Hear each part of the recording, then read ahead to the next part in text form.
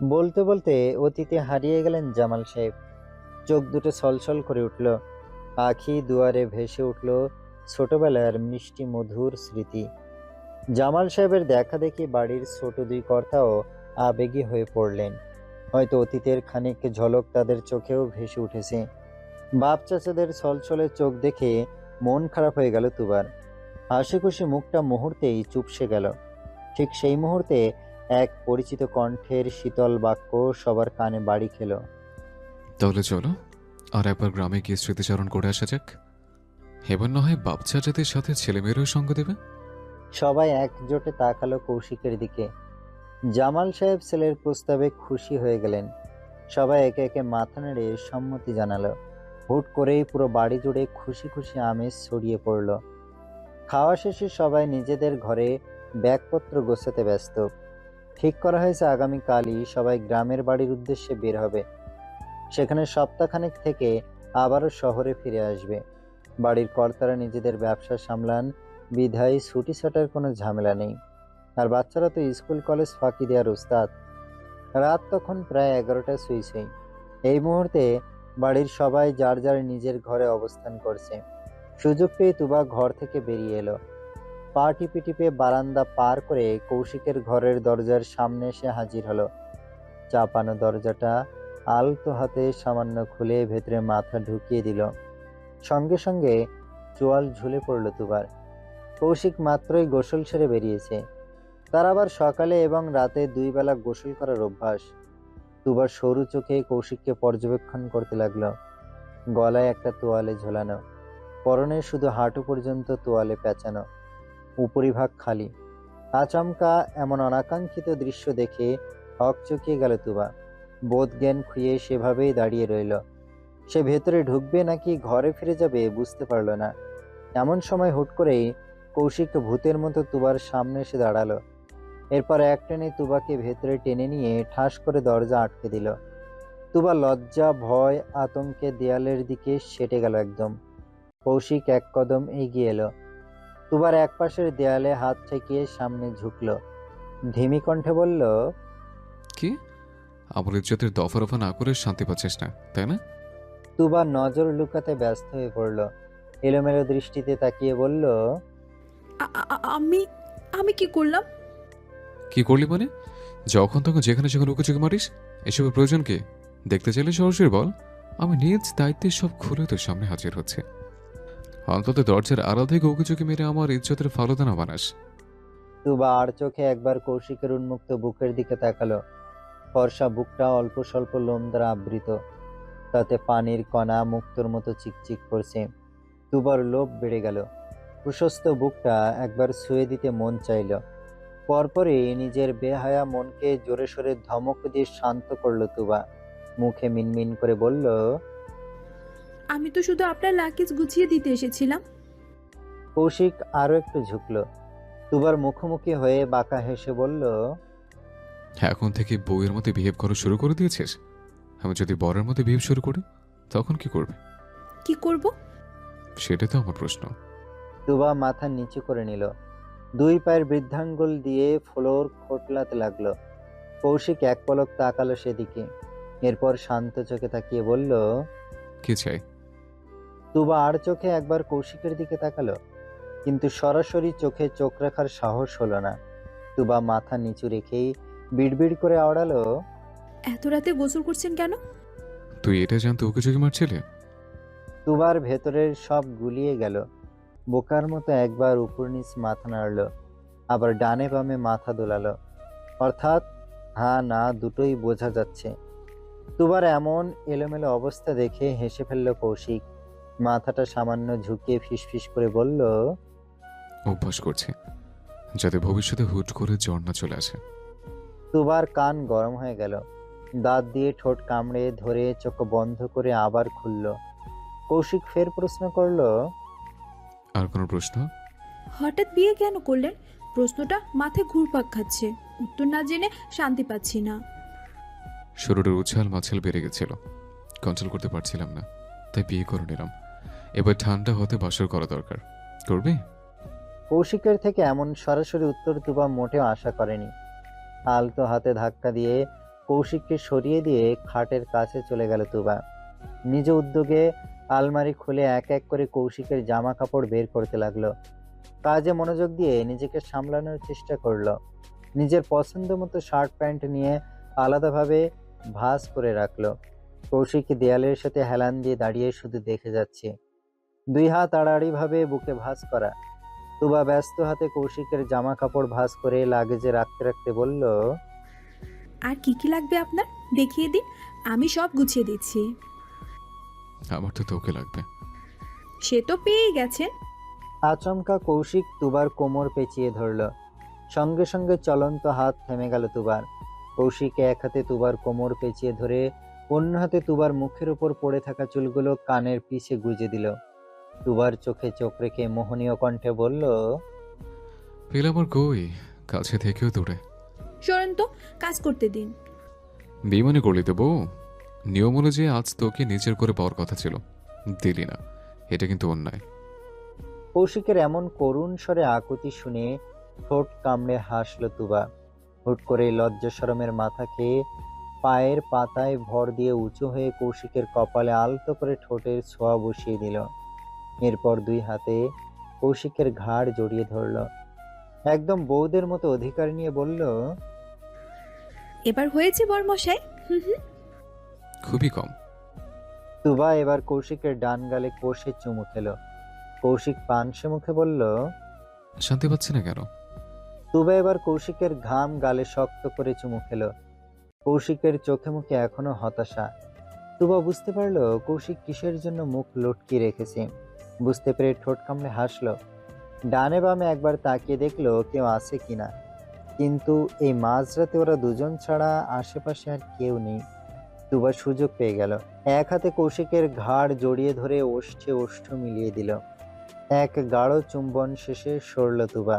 কৌশিকের ঠোঁটের কোণে তখন প্রাপ্তির হাসি ঝুলে আছে। তুবা আগ্রহ নিয়ে জিজ্ঞেস করলো, এবার? খুব খুশি। বলেই প্রশস্ত হাসল কৌশিক। সেই সাথে তুবার ঠোঁটেও হাসি ছড়িয়ে পড়ল। তুবা আরো একটু শক্ত করে গলা জড়িয়ে ধরল কৌশিকের। অনুনয় সুরে বলল, ঘুরতে নিয়ে যাবেন আমাকে? কোথায় যেতে চাস?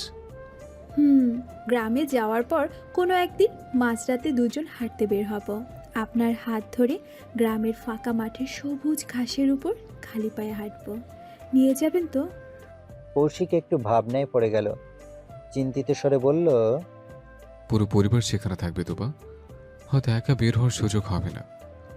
সুযোগ আপনি তৈরি করে নেবেন। যদি বাড়ির কারোর কাছে ধরা পড়ে যায়?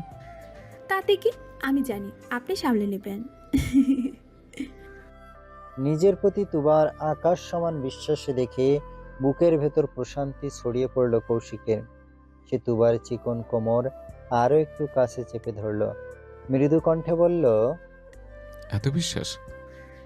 বিশ্বাস না থাকলে কি আপনার এক বলাতে বিয়ে করে নিতাম? আপনাকে আমি নিজের চেয়েও বেশি বিশ্বাস করি, আর আমি জানি আপনি আমাকে ঠিক প্রোটেক্ট করবেন। কৌশিক হাসল।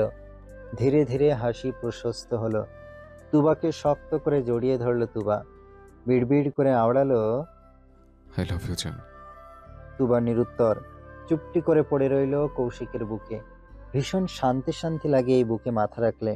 মনে হয় দুনিয়ার সব চিন্তার লেজ গুটিয়ে পালিয়ে গেছে। চারিদিকে সুখের ডানা ঝাপটাতে থাকে। ঠিক এমন সময় হুট করেই কৌশিকের ঘরের দরজা খুলে ঢুকে পড়ল মৌমিতা। এবং ঢুকেই যেন বিপদে পড়ল মেয়েটা। চোখের সামনে এমন অপ্রীতিকর ঘটনা দেখে দুই হাতে চোখ ঢেকে চেঁচিয়ে উঠল মৌমিতা। আচমকা মৃদু চিৎকার শুনে হক চকিয়ে গেল তুবা। তড়িঘড়ি করে কৌশলের থেকে সরে দাঁড়ালো। দরজার সামনে মৌমিতাকে দেখে লজ্জায় মাথা নিচু করে নিল তুবা। তবে কৌশিক বেজায় বিরক্ত হলো। বিরক্তি প্রকাশ করতে হাত দিয়ে চুলগুলো পিছনে ঠেলে দিয়ে বলল, হাতির মতো পুরো বাড়ি দাবি বেড়াস কেন? তোর জন্য শান্তিতে বুকে আদর করতে পারবো না। মৌমিতা ফুঁসে উঠল। নাক ফুলিয়ে জবাব দিল, একদম আমাকে অপমান করবি না ভাই, আমি কিন্তু তোর বড়, আমাকে সম্মান দিয়ে কথা বলবি। দেব না সম্মান, কি করবে? আমাকে রাগাস না, আমি রাগলে তো সব অপকর্মের কথা পই পই করে বাবাকে জানিয়ে দেবো বলে দিলাম। বলে বড় উপকার করলে। এত রাতে বিবাহিত ভাইয়ের ঘরে কি যাবাক? মৌমিতা তর্ক করার ভাষা হারালো। ধূপধাপ পা ফেলে কৌশিকের টেবিলের কাছে চলে গেল। এরপর টেবিল থেকে কৌশিকের ল্যাপটপটা নিয়ে আবারও ধূপধাপ পা ফেলে ঘর থেকে বেরিয়ে গেল। যাওয়ার আগে ঠাস করে দরজা আটকে দিতে ভুলল না। তুবা হতাশ ভঙ্গিতে কপাল চাপড়ালো। নিজের ঘরে যাওয়ার জন্য পা বাড়ালো। তৎক্ষণাৎ কৌশিক পিছন থেকে ডেকে উঠল। শোন, তুবা থেমে গেল। কৌশিক পায়ে পায়ে এগিয়ে এলো কাছে। তুবার মুখোমুখি হয়ে দাঁড়িয়ে সামান্য ঝুঁকে বলল, বেড়াতে যাচ্ছিস, ইটস ওকে, কিন্তু সেখানে স্বামী বা ফুপির ছেলে সিফা থাকবে। ওর থেকে দূরে থাকবে। আমি যেন তোকে ওর সাথে কোনো প্রকার কথা বলতে না দেখি, মনে থাকবে? কৌশিকের ঠান্ডা হুমকি শুনে তুবা ভাবনায় পড়ে গেল। এই সিফাত তুবাদের পাড়া প্রতিবেশী ফুপির ছেলে। সেই ছোটবেলায় একবার মজা করে বলেছিল বড় হয়ে আমি তুবাকে বিয়ে করব। এরপর থেকে কৌশিক ছেলেটাকে দুই চোখে সহ্য করতে পারে না। এখন তো আবার সরাসরি হুমকিও দিল। বেড়াতে যাওয়ার জন্য তুবার মনে যত এক্সাইটমেন্ট ছিল তা মুহূর্তেই ফুস হয়ে গেল। এখন তো তুবার ভয় হচ্ছে সেখানে গিয়ে আবার কোনো বিপত্তি না ঘটে। সময়টা গোধূলির পূর্বলগ্ন। বিশাল আকাশ জুড়ে রাশি রাশি মেঘপুঞ্জ দল বেঁধে ভেসে বেড়াচ্ছে। উত্তপ্ত সূর্যের তেজটাও বেলা গড়ানোর সাথে সাথে ফিকে পড়ে গেছে। দেহে ছুঁয়ে যাচ্ছে ফিনফিনে শীতল হাওয়া। ঢাকার ব্যস্ততম রাস্তা পার করে গ্রামের মেঠোপথ ধরেছে বড়সড় মাইক্রোবাসটা। সবুজ মাঠের বুক চিরে ছুটে চলেছে নির্দিষ্ট গন্তব্যে। গাড়িতে অবস্থান করছে ভূঁইয়া পরিবারের সকল সদস্য। গাড়ি ড্রাইভ করছে কৌশিক নিজে।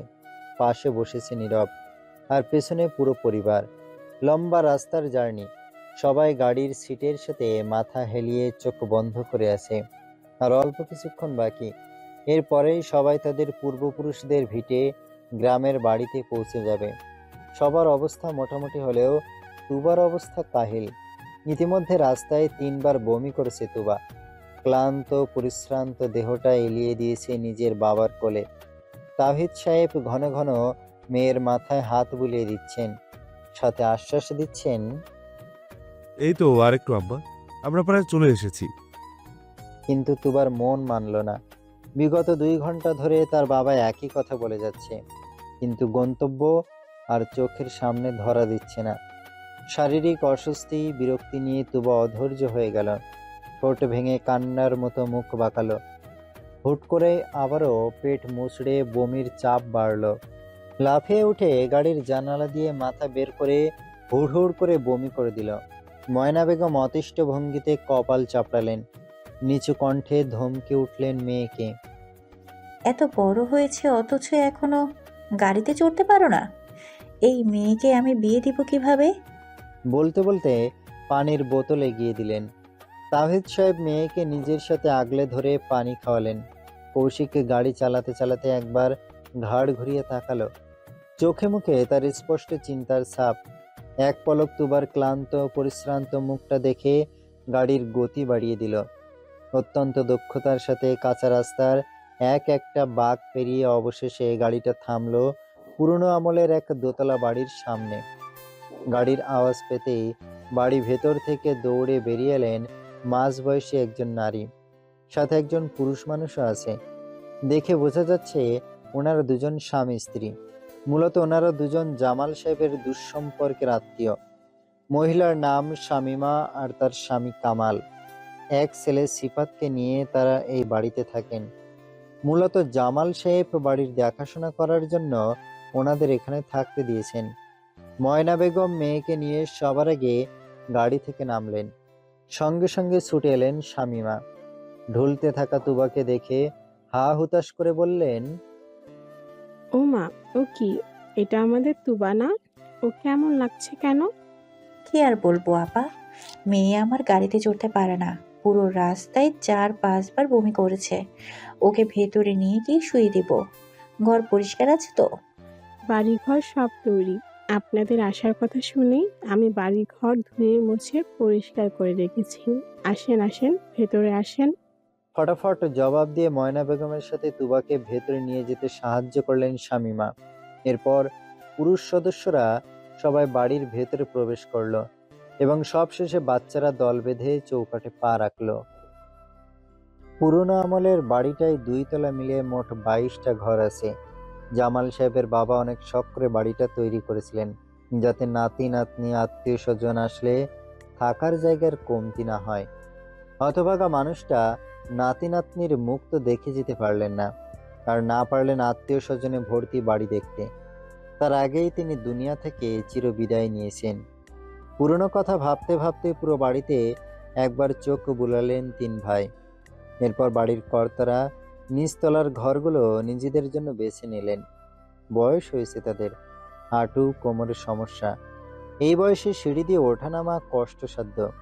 অপরদিকে বাচ্চারা সবাই দোতলা বেছে নিল নিজেদের জন্য। তুবাকে একটা ঘরে শুয়ে রেখে গেছেন ময়না বেগম। তুবার পাশের ঘরটা কৌশিক নিজের জন্য বেছে নিল। এরপর পর্যায়ক্রমে মৌমিতা, রিয়া আর নীরব নিজেদের জন্য রুম সিলেক্ট করলো। এরপর সবাই যার যার মতো ফ্রেশ হতে চলে গেল।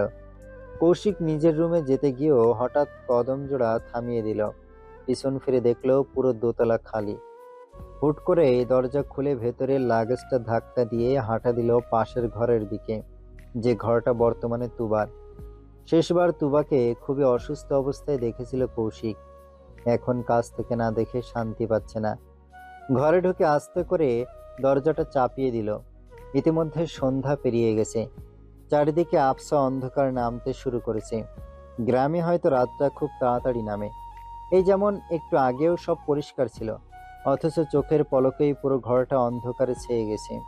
সেই অন্ধকারের বুক চিরে সামনে এগিয়ে গেল কৌশিক।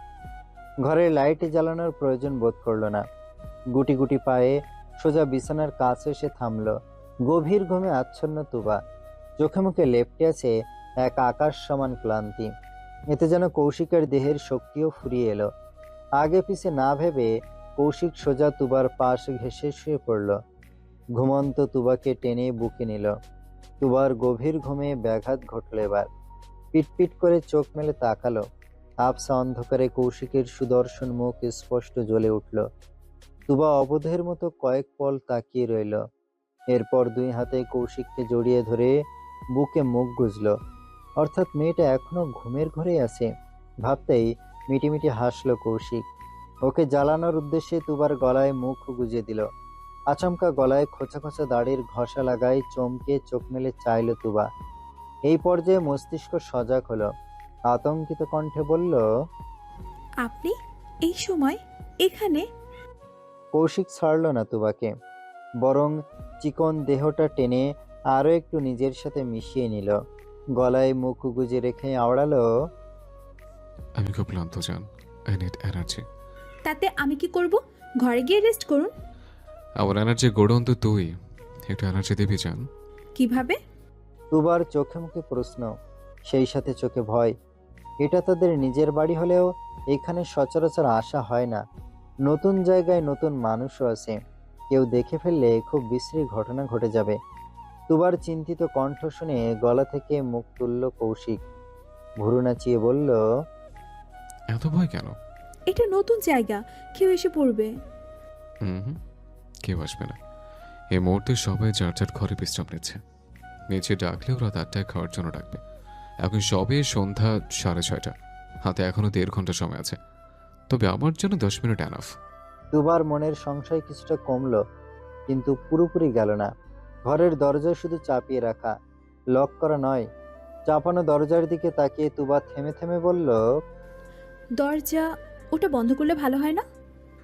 তাহলে দ্য অ্যাডাল্ট হাতে করতে ইচ্ছে করবে। তুই কি রাজি হবি? তুবা 2 হাতে মুখ ঢাকলো। এতদিন তাও একরকম ছিল, কিন্তু বিয়েটা হওয়ার পর থেকে লোকটা লাগাম ছাড়া হয়ে গেছে। যখন তখন বেফাঁস কথা বলে ফেলে, যেটাকে তুবা বারবার লজ্জায় ফেলে দেয়। তুবা কয়েক সেকেন্ড মুখ ঢেকে রেখে হাত সরালো, ফোঁস করে নিঃশ্বাস ছেড়ে বলল, তাহলে কি চান? বললাম তো এনার্জি চাই। আমি কি ধরে রেখেছি আপনাকে, নাকি বারণ করেছি? তুই বারণ করলেও শুনবো না। বলেই তুবার কপালে গাঢ় এক চুম্বন এঁকে দিল। তুবার ফোলা ফোলা 2 গালে গভীরভাবে ঠোঁটের ছাপ বসিয়ে দিল। তুবা আবেশে চোখ বন্ধ করে নিল। কৌশিক তুবার বন্ধ চোখের পাতায় আলতো করে চুমু খেলো। তুবার কাঁপতে থাকা পাতলা ঠোঁটে আস্তে আস্তে ঠোঁট ছোঁয়ালো। এরপর ওষ্ঠের চুম্বন গাঢ় হলো। শক্ত করে ঠোঁট চেপে ধরে শব্দ করে চুমু খেলো। এরপর তৃপ্তির স্বরে বলল, হুম, ঠোঁট তো নয়, যেন মধুর খড়ি, একেবারে কড়া মিষ্টি। শুরুটার অর্ধেক এনার্জি এখান থেকে পেলাম।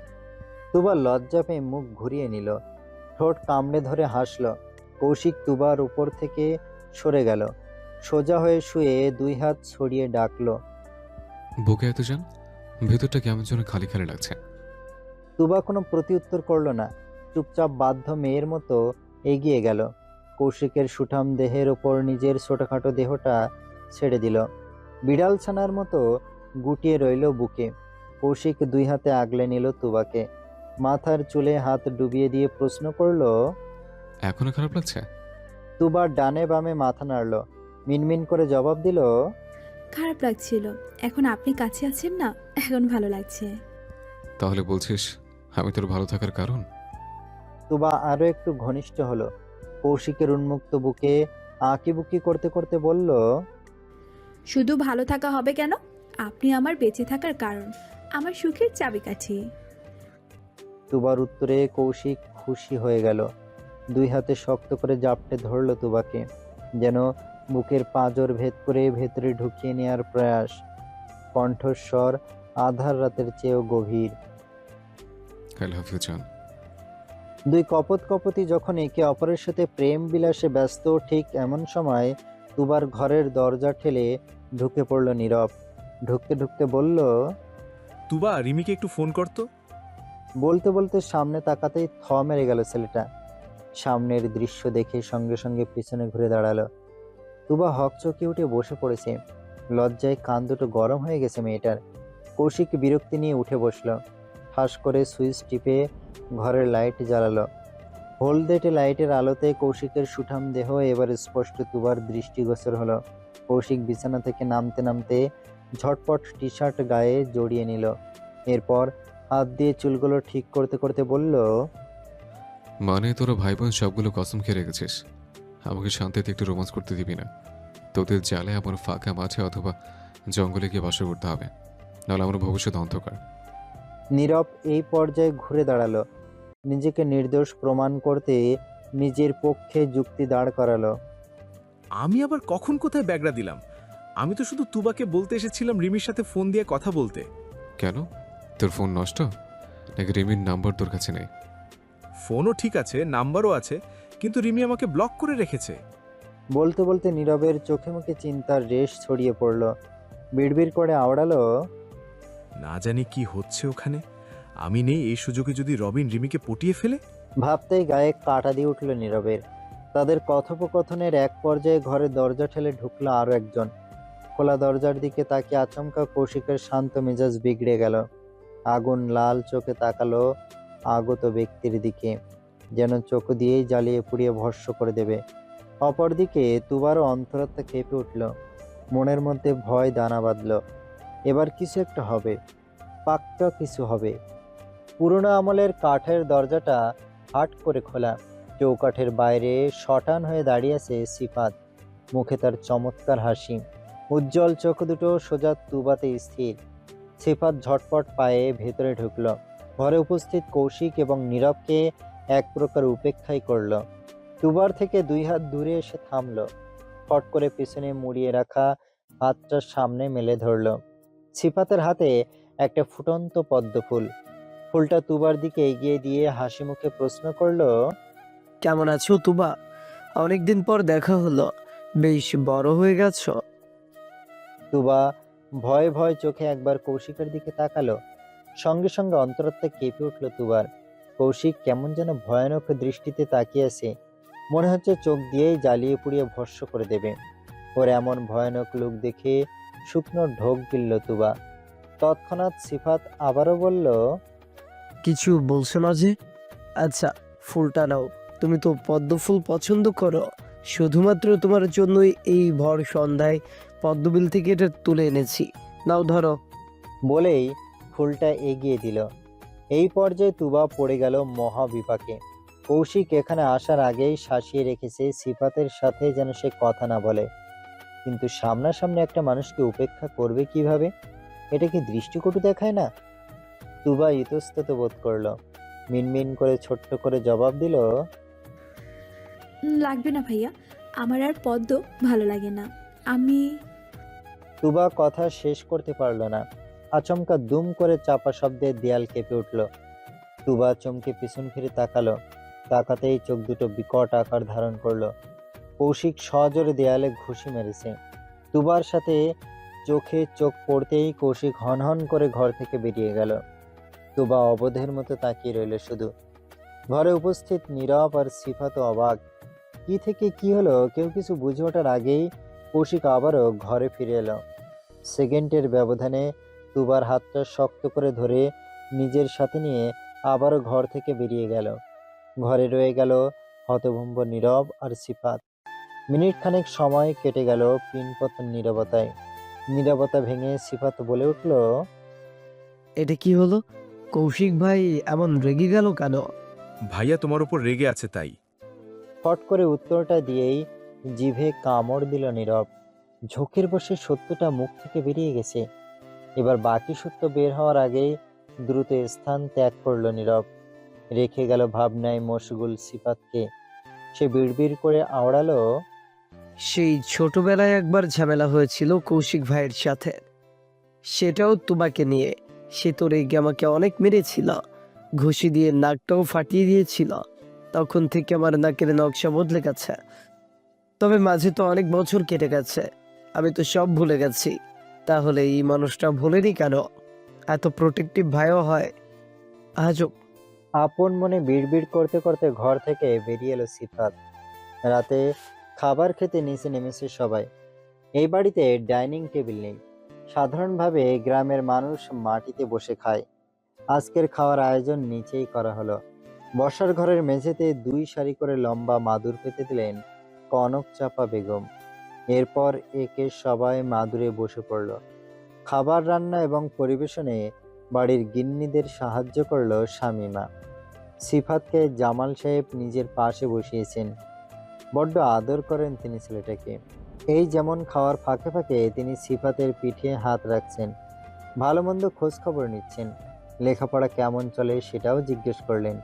সিফাতও মাথা নিচু করে ভদ্রভাবে জবাব দিল। আত্মীয়তার খাতিরে সিফাত মাঝে মাঝে ঢাকায় জামাল সাহেবের সাথে দেখা করতে যায়। তবে বিগত 4 বছরে ছেলেটা একবারও ঢাকায় যায়নি। এজন্য জামাল সাহেবের খোঁজ খবরের লিস্ট বড় হয়েছে। অপর পাশের মাদুরে বসা কৌশিক তীক্ষ্ণ চোখে তাকিয়ে দেখল শুধু। খাবার আর তার গলা দিয়ে নামছে না, শুধু প্লেটে আঙুল নাড়াচাড়া করছে। বিষয়টা অন্যদের নজর এড়ালেও তুবার নজর এড়ালো না। তুবা শান্ত চোখে একবার কৌশিকের দিকে তাকালো। চেহারা কেমন যেন ফ্যাকাশে উদাসীন। তুবা নজর ঘুরিয়ে কৌশিকের প্লেটের দিকে তাকালো। হাতের উল্টো পিঠের আঙুলের গোড়া লালচে হয়ে আছে। তখন দেয়ালে অত জোরে ঘুষি দেওয়ার কি প্রয়োজন ছিল? এখন নিশ্চয়ই হাত ব্যথা করছে। আচমকা তুবার মনটা খারাপ হয়ে গেল। খাবার আর গলা দিয়ে নামলো না। মন খারাপ করে নিজেও প্লেটে আঙুল ঘোরাতে লাগলো। পাশ থেকে মৌমিতা ধাক্কা দিল তুবাকে। কি রে, খাচ্ছিস না কেন? নিচে বসে খেতে সমস্যা হচ্ছে আপু। ঠাস করে একটা মিথ্যে বানোয়াট কথা শুনিয়ে দিল মৌমিতাকে। আসল সত্য নিজের পেটেই হজম করে নিল তুবা। মৌমিতাও আর বেশি ঘাটল না। সবাই খাওয়া দাওয়া করে যার যার ঘরে চলে গেল। নীরব ঘরে এসে আবারও ফোন নিয়ে বসলো। ডায়াল প্যাডে রিমির নাম্বার তুলে ফোন লাগালো, কিন্তু হাই, এবারেও ফোন গেল না। নীরব হতাশ হলো। বিচ্ছুটা ওকে সব জায়গা থেকে ব্লক করে রেখেছে। এদিকে রবিনের চিন্তায় নীরবের ব্লাড প্রেশার বেড়ে যাচ্ছে। অনেক চিন্তা ভাবনা করে হাতের লাগেজ থেকে অন্য একটা সিম খুঁজে বের করলো নীরব। নিজের ফোনের চলমান সিম খুলে নতুন সিম লাগালো। এরপর সেই সিম দিয়ে রিমির নাম্বারে ডায়াল করলো। সময় গেল কয়েক সেকেন্ড। বিপ বিপ করে ফোন বাজছে, কিন্তু রিসিভ করার মানুষ বোধহয় এ জগতে নেই। নীরবের ধৈর্যের বাঁধ ভাঙল। রেগে যেই না ফোন কান থেকে নামাতে যাবে, এমন সময় হুট করেই ফোনটা রিসিভ হলো। শোনা গেল রিমির ঘুম জড়ানো মৃদু কণ্ঠ। হ্যালো, কে? আচমকা রিমির ঘুম ঘুম কণ্ঠ শুনে বুকের ভেতর ধক করে উঠল নীরবের। ভেতর জুড়ে উথাল পাথাল ঝড় শুরু হলো। হৃৎপিণ্ড কেঁপে উঠল। রাগের পাহাড় মুহূর্তেই অর্ধেকটা ভেঙে পড়ল। নীরব ধিমি কণ্ঠে বলল, আমি নীরব? কোন নীরব? এই প্রশ্ন শুনে নীরবের মেজাজটা আবারও বিগড়ে গেল। কোন নীরব মানে? এই মেয়ের জীবনে কয়টা নীরব আছে? রাগে খিটখিটি মেজাজ নিয়ে দাঁতে দাঁত চেপে নীরব জবাব দিল, কোন নীরব মানে? তোর জামাই নীরব। কয়টা নীরব আছে তোর? রিমির হুঁশ ফিরল বোধ হয়। ঘুমটাও চট করে ছুটে গেল। ফোনটা কান থেকে সরিয়ে চোখের সামনে এনে নাম্বারটা দেখে নিল। অচেনা নাম্বারে চেনা কণ্ঠ শুনে কিটমিট করে উঠল রিমি। ঝগড়ার ভঙ্গিতে বলল, তুই আবার অন্য নাম্বার থেকে ফোন দিয়েছিস কেন? তুই আমাকে ব্লক করেছিস কেন? তুই কে রে? তোকে কেন কৈফত দেব? তুই দিতে বাধ্য রিমি। আমার বয়ে গেছে তোকে কৈফত দিতে। একদম আমাকে ফোন করবি না, শালা খবিস। দাঁত খেসে গালি দিয়েই খট করে ফোনটা কেটে দিল রিমি। সঙ্গে সঙ্গে এই নাম্বারও ব্লক করে দিল। রাগে নীরবের শরীর থরথর করে কাঁপছে। এই নারীজাত খুবই ভয়ঙ্কর। এদের তেল চারদিক থেকে চুয়ে চুয়ে পড়ে। কি এমন অন্যায় করেছে নীরব? সেদিন মুখ ফসকে শুধু মোটা বলে ফেলেছিল রিমিকে, ব্যাস এটুকুই। এই রাগে মেয়েটা কথা বলা বন্ধ করে দিয়েছে, সব জায়গা থেকে ব্লক করে দিয়েছে। এটা কি ছেলে মানুষই নয়? নীরবের রাগ বাড়লো।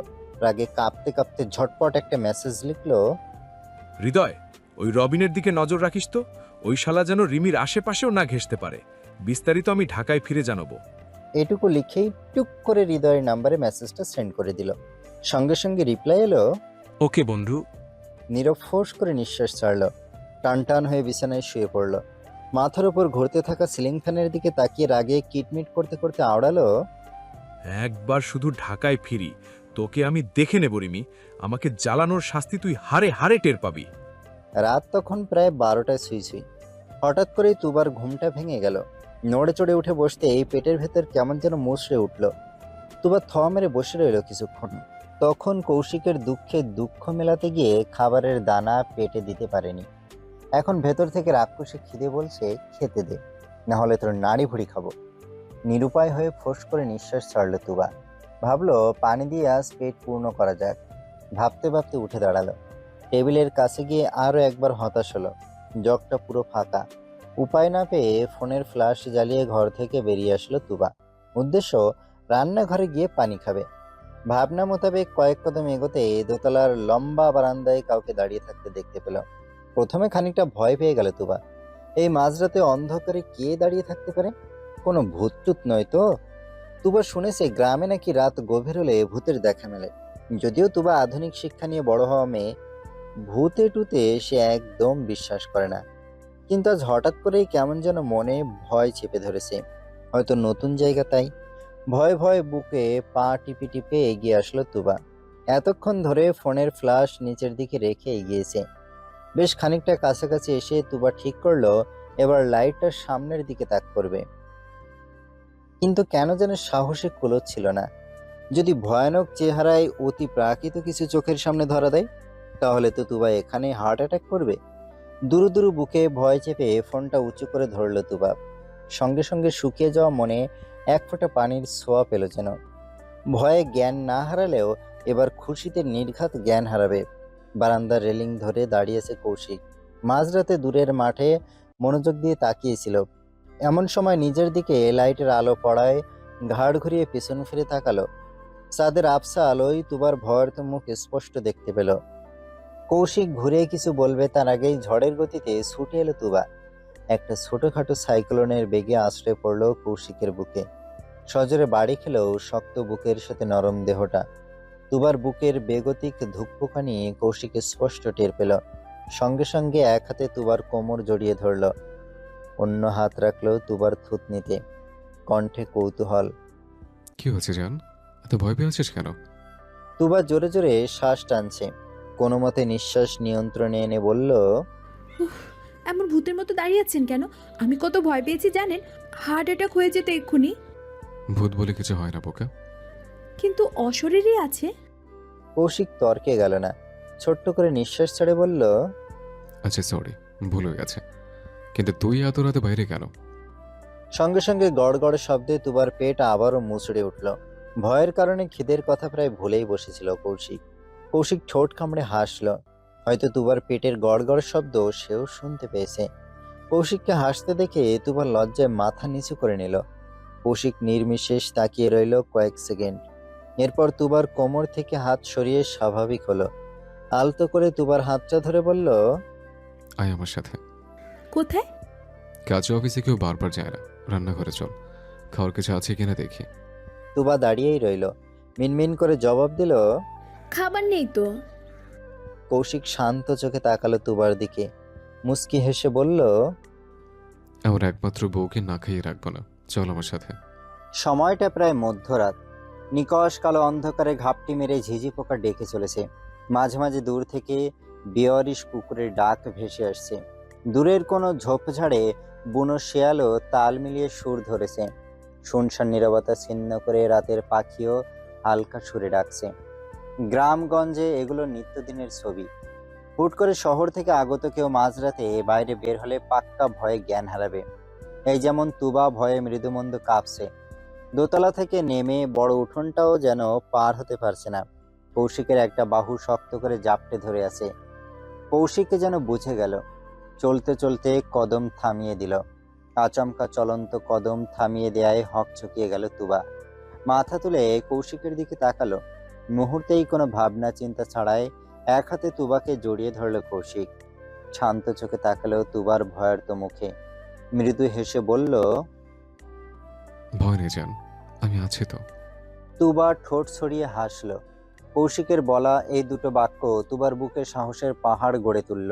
সত্যি তো, তুবার কিসের ভয়? তার কৌশিক ভাই পাশে থাকতে তাকে কেউ ছুতে পারবে নাকি? কৌশিক কি তার হাত দুমড়ে মুচড়ে ভেঙে দেবে না? এক বুক সাহস নিয়ে তুবা কদম মেলালো কৌশিকের সাথে। সোজা রান্নাঘরে এসে হাতের বাঁধন আলগা করলো কৌশিক। তুবাকে ছেড়ে দিয়ে রান্নাঘরের লাইট জ্বালালো। এরপর সূক্ষ্ম নজরে সোজাসুজি করে দেখলো খাওয়ার কি আছে। আপাতত রান্না করা কোনো খাবার নেই। কনক চাপা বেগমের পুরনো অভ্যাস, খাওয়া শেষে অবশিষ্ট খাবার আশেপাশের অভাবী মানুষদের দিয়ে দেন। আজও তার ব্যতিক্রম হয়নি। কৌশিক ঠোঁট কামড়ে কিছুক্ষণ ভাবলো। ভাবতে ভাবতে তুবার দিকে তাকালো। তুবা বেশ আগ্রহ নিয়ে কৌশিকের দিকে তাকিয়ে আছে। সেই আগ্রহ ভরা চোখ দুটো দেখে কৌশিকের বুক চিরে এক দীর্ঘশ্বাস বেরিয়ে এলো। এখন তাকে ঝটপট কিছু রান্না করতে হবে। তার পাশে দাঁড়ানো বলদ তো রান্না করতে পারে না, শুধু খেতে পারে। কি করা যায় ভাবতে ভাবতে কৌশিক বয়াম হাতড়ে পাউরুটির প্যাকেট বের করলো। বয়ামে এক প্যাকেট নুডলসও ছিল। কৌশিকের মুখে এই পর্যায়ে হাসি ফুটে উঠল। ঘাড় ঘুরিয়ে তুবার দিকে তাকালো। দুষ্টুমির ছলে বলল, কি খাবি বল? বাংলার বার্গার, বিদেশি নুডলস, নাকি এই হ্যান্ডসাম ড্যাশিং ছেলে? তুই যেটা চাস সেটাই পাবি। কথাগুলো বলেই কিটকিটিয়ে হাসলো কৌশিক। তুবার লজ্জায় নজর সরিয়ে নিল। এই মাঝরাতে এমন লাগাম ছাড়া কথার কোনো মানে আছে? হাঁসফাঁস করে উঠল তুবা। নজর অন্যদিকে ঘুরিয়ে মিনমিন করে বলল, আপাতত পেটে কিছু একটা চালান করা ফরজ। হ্যান্ডসাম ছেলেটার বিষয় না হয় পরে ভাববো। ইন্টারেস্টিং কিছু মিস করলি। এক রহস্যজনক হাসি দিয়ে বাক্যটা আওড়ালো কৌশিক। এরপর সোজা হয়ে দাঁড়ালো। সিলিন্ডারে চাবি লাগিয়ে গ্যাসের চুলা অন করলো। আগুন জ্বলতেই সবার প্রথম 2টা ডিম ভাজলো। এরপর চুলায় নুডলসের জন্য গরম পানি বসিয়ে ফ্রিজ থেকে টমেটো আর শসা নিয়ে কাটতে লাগলো। কাটার ফাঁকে ফাঁকে নুডলস রান্নার কার্যক্রম অব্যাহত রাখলো। তুবা উকি দিয়ে দেখলো একবার।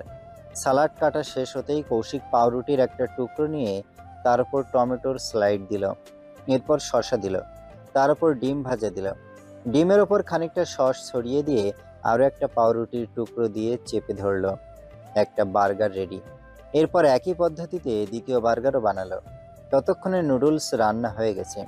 একটা হাফ প্লেটে নুডলস ঢেলে গ্যাস অফ করে দিল। এরপর বার্গার এবং নুডলসের প্লেট দুটো তুবার দিকে এগিয়ে দিল কৌশিক। তুবা এগিয়ে এলো। খাবার না ছুঁয়ে কৌশিকের ডান হাতটা খপ করে ধরে টেনে সামনে আনলো। হাতের উল্টো পিঠ নেড়ে চেড়ে দেখলো এখনো চামড়া লালচে হয়ে আছে। তুবা আলতো করে সেখানে হাত ছোয়ালো। নিচু স্বরে বলল, খুব ব্যথা করছে তাই না? আপনি এমন পাগলামি কেন করেন? কৌশিকের হাসি খুশি মুখে হুট করেই অমাবস্যার আধার নামলো যেন। চোখে মুখে আবারও উদাসীনতা ছড়িয়ে পড়ল। উদাস কণ্ঠে বলল, আমার এসব আঘাতে ব্যথা লাগে না তোবা। ব্যথা কখন লাগে জানিস?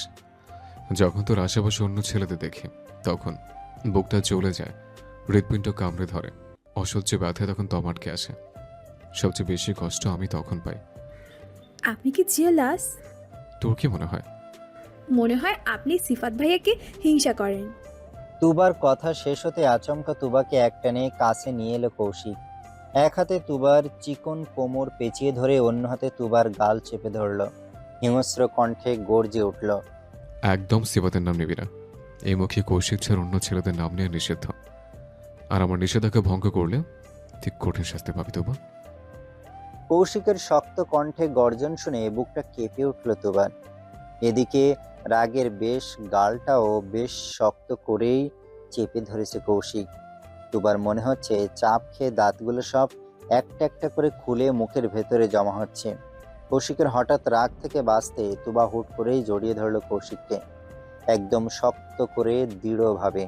কৌশিকের বুকের সাথে মাথা রাখতেই তুবার কানে ভেসে এলো প্রচণ্ড শব্দে হৃৎপিণ্ডের ধুকপুকানি। বুকের ভেতর হাতুড়ি পেটাচ্ছে কৌশিকের। তুবা বুঝতে পারলে এই মুহূর্তে কৌশিক ভালো নেই। সিফাতকে নিয়ে মনে মনে নিজের সাথেই দ্বন্দ্বে ভুগছে।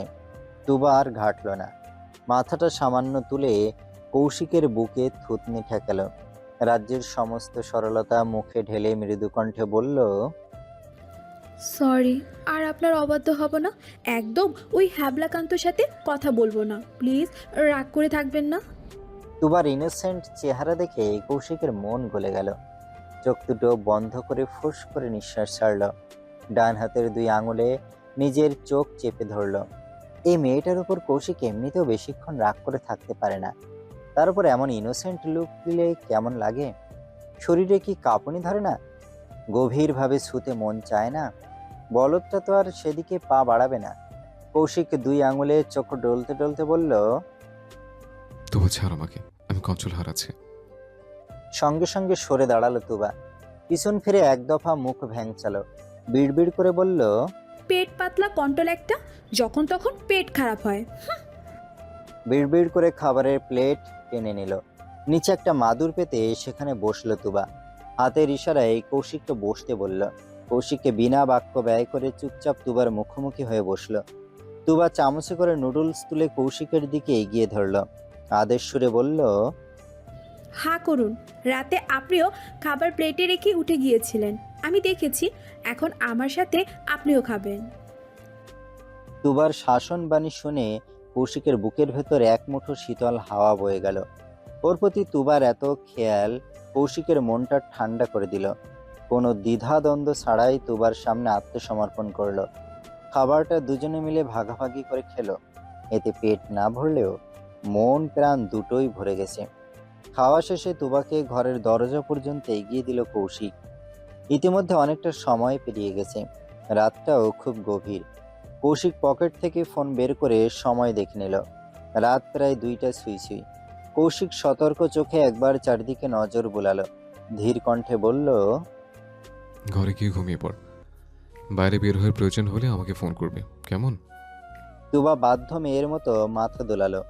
ঘরে যাওয়ার জন্য উল্টো ঘুরে পা বাড়ালো। সঙ্গে সঙ্গে কৌশিক আবারও ডেকে উঠল। তোবা। তুবার চলন্ত পা থেমে গেল। ভুরুকুচকে পিছনে ঘুরল। সঙ্গে সঙ্গে ঝড়ের গতিতে কৌশিক এগিয়ে এলো।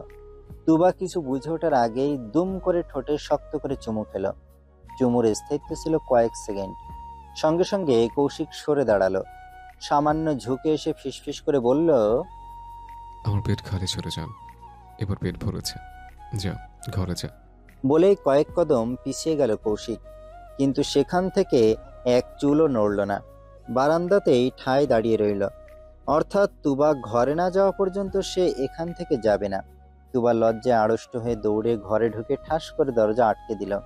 এই পর্যায়ে কৌশিক যেন স্বস্তি পেল। একটা লম্বা নিঃশ্বাস ছেড়ে নিজের ঘরের দিকে পা বাড়ালো। সাত সকালে ঘটল আরেক বিপত্তি। বাড়িতে হুট করে হাজির হয়েছে অপরিচিত 4 জন মানুষ। এদের মধ্যে 2 জন মহিলা আর 2 জন পুরুষ। তবে চিন্তার মূল কারণ হলো তারা নিছক কোনো মেহমান নন।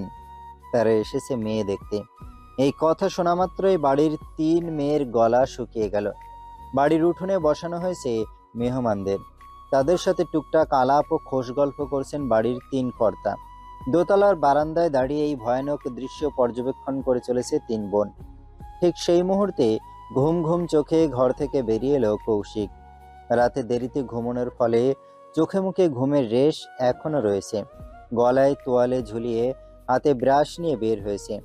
এমন সময় বাড়ির 3 আদরের দুলালিকে বারান্দায় শটান হয়ে দাঁড়িয়ে থাকতে দেখে ভুরু কুঁচকে গেল কৌশিকের। হাই তুলতে তুলতে পায়ে পায়ে এগিয়ে এলো ওদের কাছে। 3 বোনের নজর অনুসরণ করে কৌশিকও দোতলা থেকে নিচে তাকালো। নিচে বাপ চাচাদের সাথে আরো অপরিচিত 4 জন লোককে দেখে কৌশিকের কুঁচকানো হৃদয় দ্বিগুণ কুঁচকে গেল। কণ্ঠে কৌতূহল। এরা কারা? সকাল সকাল এই বাড়িতে কি করছে? চেহারা কোনো আত্মীয়ের সাথে তো মিলে না। প্রশ্ন করে উত্তরের আশায় 2 বোন ও 1 বউয়ের দিকে চাইল কৌশিক, কিন্তু হায়, তার বোন আর বউ তো ভূত দেখার মতো চমকে আছে। সময় নিয়ে জবাব দিল রিয়া। ভীতু কণ্ঠে বলল, ভাইয়া, ওরা কোনো আত্মীয় নয়। ওই যে পাঞ্জাবি পরা বয়স্ক লোকটাকে দেখছো না, উনি ঘটক। মেয়ে দেখাতে পাত্রপক্ষ নিয়ে হাজির হয়েছে। রিয়ার জবাব শুনে বিরক্তি নিয়ে তাকালো কৌশিক। এই ঘটক ফটক তার একটুও পছন্দ নয়। অবিবাহিত মেয়েদের জন্য ঘটক হলো একটা আতঙ্ক, আর গোপনে বিয়ে করা ছেলেদের জন্য ঘটক হলো একটা প্যারা। এরই মাঝে সকলের আতঙ্ক বাড়িয়ে দিতে তাহিদ সাহেব গলা ছেড়ে ডাকলেন, তুবা, আম্মু, একটু নিচে আসো তো। ব্যাস, এই ডাকটুকুই যথেষ্ট ছিল পরিস্থিতি ঘেঁটে দিতে। তাহিদ সাহেবের ডাক শুনে বুকের ভেতর ধক করে উঠল কৌশিকের। 2 কানে সজোরে বজ্রপাত ঘটল। শরীরের রক্ত টকবক করে ফুটতে শুরু করলো। দাঁতে দাঁত চেপে তাকালো তুবার দিকে। ওর অবস্থা আরো কাহিল। বেচারি কেমন পাথরের মতো দাঁড়িয়ে ঠকঠকিয়ে কাঁপছে, যে কোনো মুহূর্তে জ্ঞান হারাবে যেন। আতঙ্কিত চোখে ঘাড় ঘোরাতেই কৌশিকের লাল হয়ে যাওয়া চোখের সাথে চোখ মেলল তুবার। কৌশিক শান্ত অথচ গা হিম করা কণ্ঠে বলল, এখান থেকে 1 পাও নড়বে না তোবা। যদি ভুল করে নিচে যাস, আই সোয়ার সবকটাকে জানে মেরে ফেলবো। কৌশিকের গা হিম করা বজ্র কণ্ঠ শুনে কেঁপে উঠল তুবা। অতিরিক্ত দুশ্চিন্তায় গলা শুকিয়ে এলো মেয়েটার। হৃৎপিণ্ড কয়েকবার সজোরে কেঁপে উঠল। তুবা অসহায় চোখে চাইল কৌশিকের দিকে, এরপর নজর ঘুরিয়ে তাকালো নিচে। দোটানায় দ্বিধাদ্বন্দ্বে পিষে গেল তুবার ছোট্ট মন। তপ্ত শ্বাস বেরিয়ে এলো বুক চিরে। নিরুপায় হয়ে ঠায় দাঁড়িয়ে রইল সেখানে। এরই মাঝে তাহিদ সাহেব আরো 2 বার ডেকেছেন মেয়েকে। বাবার ডাকে সাড়া দেওয়ার শক্তিও তুবার দেহে অবশিষ্ট নেই। কৌশিক চোখ পাকিয়ে তাকালো। শক্ত গলায় হিসিস করে বলল, এখান থেকে 1 পাও যেন নড়তে না দেখে। নিচে যাওয়ার চিন্তা তো মাথায় আনবে না। যা হবে আমি দেখে নেব, কিন্তু তোকে যেন পরপুরুষের সামনে দেখতে না পাই। শক্ত কণ্ঠে এক প্রকার শাসিয়েই ধূপধাপ পা ফেলে নিচে নেমে গেল কৌশিক। যাওয়ার পথে পেস্ট লাগানো ব্রাশটাও হাত থেকে ছুঁড়ে ফেলে দিল। ব্রাশ ফ্রাশ জাহান নামে যাক, 1 ব্রাশ গেলে 10টা ব্রাশ আসবে, কিন্তু বউ হারালে সেটা আর ফিরে পাওয়া যাবে না। ধূপধাপ কদম ফেলে নিচে নেমে জামাল সাহেবের পাশে বসলো কৌশিক। 2 বাপ বেটার মধ্যে ইঞ্চিখানেক দূরত্ব। জামাল সাহেব নিজের পাশে ছেলেকে বসতে দেখে হেসে বললেন, এটা আমার ছেলে। কৌশিক তীক্ষ্ণ চোখে তাকালো অচেনা 4 জন ব্যক্তির দিকে। বাবার কথা উপেক্ষা করে যথাসম্ভব গম্ভীর কণ্ঠে প্রশ্ন করলো, পাত্র কোনটা? একটু দূরে চেয়ারে আলাদাভাবে ঘটক বসেছিলেন। কৌশিকের প্রশ্ন শুনে তিনি পান খাওয়া লালচে দাঁত বের করে বললেন, পাত্র আসেনি বাবা, কথাবার্তা ঠিকঠাক হলে ছেলেকে নিয়ে আসবো। কৌশিক যেন সামান্য একটু স্বস্তি পেল। নিজের চতুর মস্তিষ্কের ফন্দি সবার সামনে পেশ করার মোক্ষম সুযোগ পেয়ে গেল। বসে থাকা জল চৌকির পেছন দিকে হেলে গিয়ে বলল, দেখাশোনা হচ্ছে হোক, তাতে সমস্যা নেই, কিন্তু পাত্র নিয়ে আমাদেরও কিছু ডিমান্ড আছে। আসলে ডিমান্ডগুলো মূলত পাত্রের দিক থেকে। ঘটকের সঙ্গে আসা ছেলেপক্ষের একজন মহিলা বলে উঠলেন, কি ডিমান্ড বাবা? তুমি নিঃসংকোচে বলো। বলতে তো এসছি, শুনুন তবে। প্রথমত যেমন তেমন ছেলের হাতে আমাদের বাড়ির মেয়েকে তুলে দেব না। ছেলেকে হতে হবে অতি সুদর্শন, হাইট হতে হবে 6 ফুট, জিম করার একটা আকর্ষণীয় বডি থাকতে হবে, পেটে ভরে থাকলে চলবে না, গায়ের রং হতে হবে ফর্সা, কোনো চাকরি করা ছেলে চলবে না, ছেলেকে হতে হবে মাস্টার্স পড়ুয়া, মানে লেখাপড়ো রানিং আর কি। বয়স হতে হবে 25-26-এর মাঝামাঝি। অবশ্যই সায়েন্সের স্টুডেন্ট। আর মোস্ট ইম্পর্ট্যান্ট, কৌশিককে কথা শেষ করতে দিল না জামাল সাহেব। মাঝপথেই ছেলেকে থামিয়ে দিয়ে ছেলের হাত চেয়ে ধরলেন। ছেলের কানের কাছে মুখ নিয়ে নিচু কণ্ঠে দাঁতে দাঁত চেপে বললেন, পাত্র ডিমান্ড রাখছো নাকি নিজের নিখুঁত বর্ণনা দিচ্ছ বাপ? কৌশিক একটু চেপে বসল। বাপের মতোই নিচু স্বরে জবাব দিল, বর্ণনায় কি আমার সাথে হুবহু মিলে গেছে বাবা? তোমার মেয়ের চয়েস তাহলে আমার মতো কেউ। তুমি চাইলে কিন্তু টপ চয়েস হিসেবে আমাকে রাখতে পারো। তোমরা সবাই মিলে বললে আমি অমত করব না। ছেলের এমন আগাগোড়াহীন অবাস্তব কথা শুনে রাগে কেঁপে উঠলেন জামাল সাহেব। ভুলেই বসলেন সামনে বসা মেহমানের কথা। ছেলের দিকে তর্জনী তাক করে শাসিয়ে বললেন, একদম আজে বাজে কথা বলবে না, অসভ্য ছেলে। নিজের মায়ের পেটের বোনের ব্যাপারে কেউ এমন মন্তব্য করে? ছি। এই পর্যায়ে কৌশিকের মাথা হ্যাং হয়ে গেল। মায়ের পেটের বোন বাক্যটা মস্তিষ্কে রেড সিগন্যাল দিল। মুহূর্তেই ঠিক বুঝে উঠতে পারল না কাহিনী ঠিক কি, পানিগুলো কোন দিকে যাচ্ছে। এরই মাঝে জামাল সাহেব আবারও ধমকে উঠলেন, আমার তো মাথাই গরম করে দিল। এই অসভ্য ছেলে জন্ম দিয়েছে আমি, আমার তো বিশ্বাসই হচ্ছে না। বিশ্বাস করো না বাবা, আমি তোমার ছেলে। চুপ, একদম চুপ। আর একটা কথাও তুমি বলবে না। যাও, দূর হও আমার চোখের সামনে থেকে। জামাল সাহেবকে চেঁচাতে দেখে বসা থেকে উঠে আসলেন লুৎফর সাহেব। বড় ভাইয়ের পিঠে হাত বুলিয়ে সান্ত্বনা দিয়ে বললেন, আহ ভাইয়া, শান্ত হও। ছেলেটা সবে ঘুম থেকে উঠে এসেছে, তাই হয়তো আবল তাবল বকছে। মেজ ভাইয়ের কথায় তাল মেলালেন তাহিদ সাহেবও। সেও মাথা নাড়িয়ে বললেন, কৌশিক মজা করছে ভাইয়া। বলেই কৌশিককে ইশারায় চুপ করতে বললেন। এরপর আবারও গলা ছেড়ে হাঁক ছাড়লেন, তুবা আম্মু, মৌমিতাকে নিয়ে নিচে এসো তো। এই পর্যায়ে কৌশিকের মাথায় দুম করে কিছু একটা পড়ল যেন। হতভম্ব হয়ে কয়েক সেকেন্ড সেভাবেই বসে রইল। কৌশিক বুঝতে পারছে না তার ভাবনা পুরো 90 ডিগ্রি ঘুরে গেল কিভাবে। এখানে তাহলে ন্যাটা তার ঘাড়ের না, বরং মৌমিতার ঘাড়ের। ব্যাপারটা বুঝতেই ফুস করে নিঃশ্বাস ছাড়ল কৌশিক। জল চৌকির পিছনে হাত রেখে হেলে ঘাড় উঁচিয়ে দোতলায় তাকালো।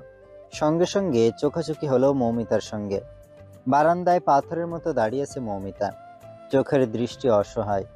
বোনের মুখের এমন দফা রফা অবস্থা দেখে দাঁত কিটকিট করে হাসলো কৌশিক। ভুরু নাচিয়ে বোঝালো, এবার এবার কি করবি? আমার পেছনে লাগিস, তাই না? এবার ঠেলা সামলা। বিপরীতে মৌমিতা অসহায় দৃষ্টি নিক্ষেপ করল। নিঃশব্দে দুই হাত জোর করে ইশারায় বোঝালো। ভাই আমাকে বাঁচা।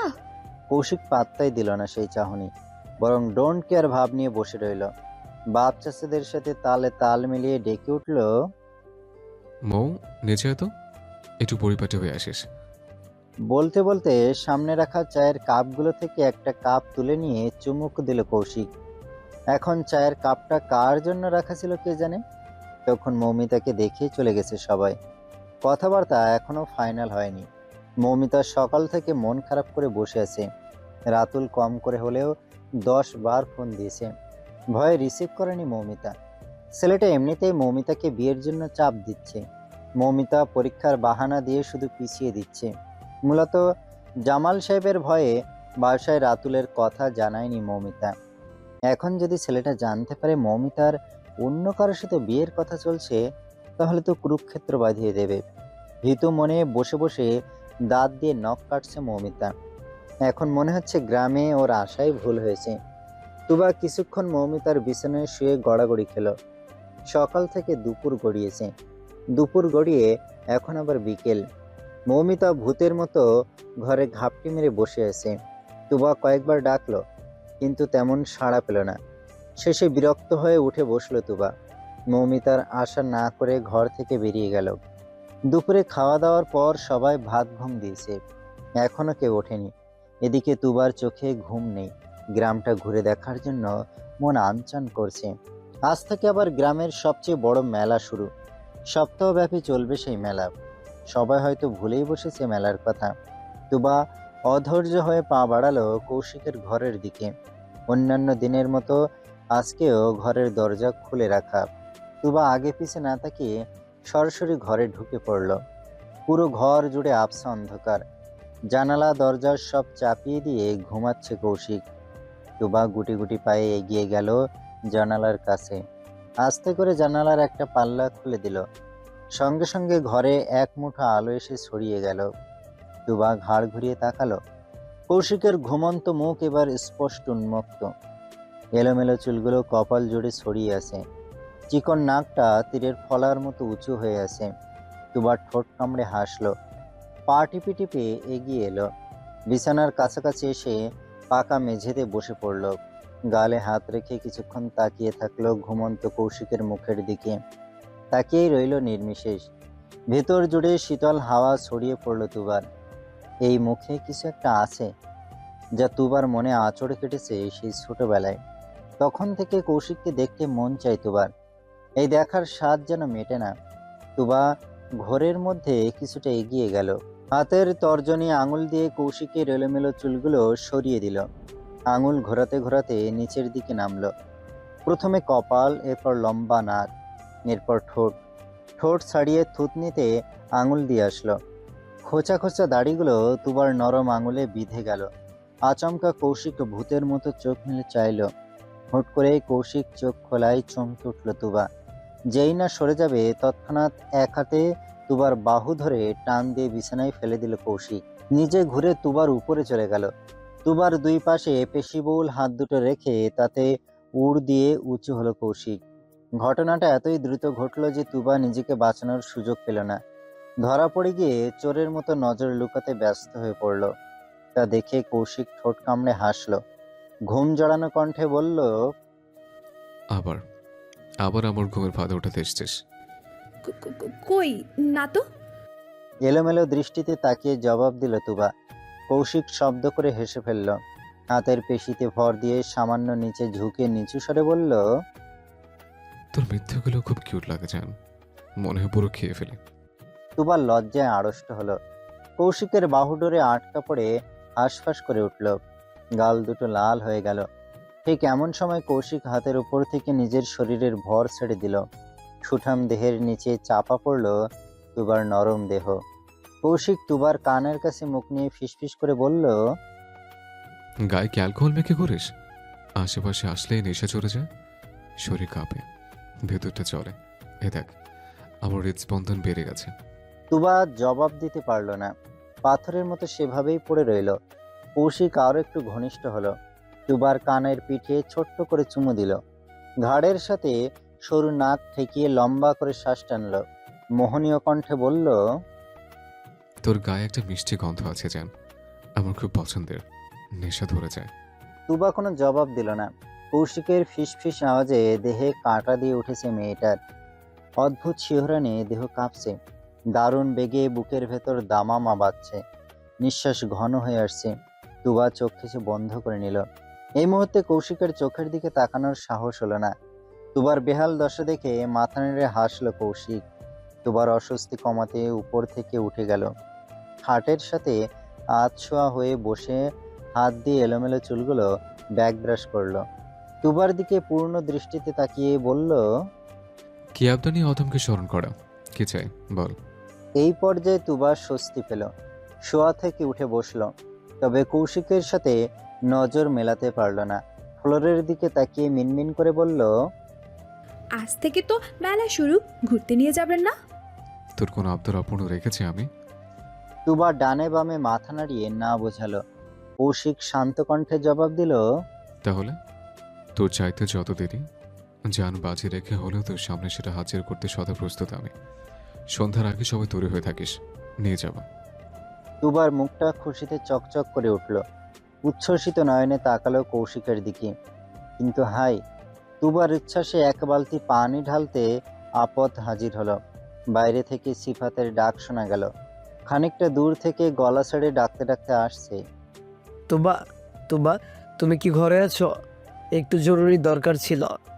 এই মুহূর্তে সিফাতের আগমন হলো অনাকাঙ্ক্ষিত কোনো ঝড়ের মতো। যেই ঝড় তুবার শান্ত জীবনকে মুহূর্তে অশান্ত করে তোলে। তুবা ভয় ভয় চোখে কৌশিকের দিকে তাকালো। কৌশিক বিরক্ত নিয়ে দরজার দিকে তাকিয়ে আছে। ধীরে ধীরে স্বচ্ছ চোখের শিরাগুলো লালচে রং ধারণ করছে। তুবা বিপাকে পড়ে গেল। কিভাবে সামলাবে এই পাগল ছেলেটাকে?